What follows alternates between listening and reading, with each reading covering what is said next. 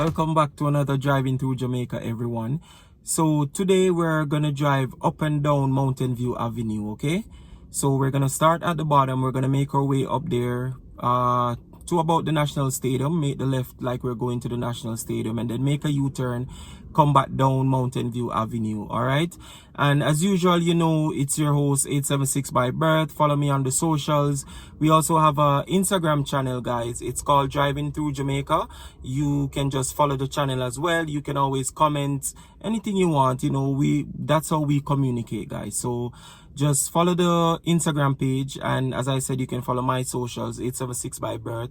And also, guys, I want to thank you so much for watching. Like, thank you for watching, guys. And when you watch on YouTube, just leave a comment, guys. Leave a comment. That's how we communicate. All right, so just leave a comment, and I'll talk to you guys, you know. And as I said again, thank you so much for the support. All right, so Mountain View Avenue, guys. It's a morning drive, so it's about after 7 in the morning. And yeah, it should be an easy drive, you know. I don't expect too much traffic. All right, so I hope you enjoy. Let's go.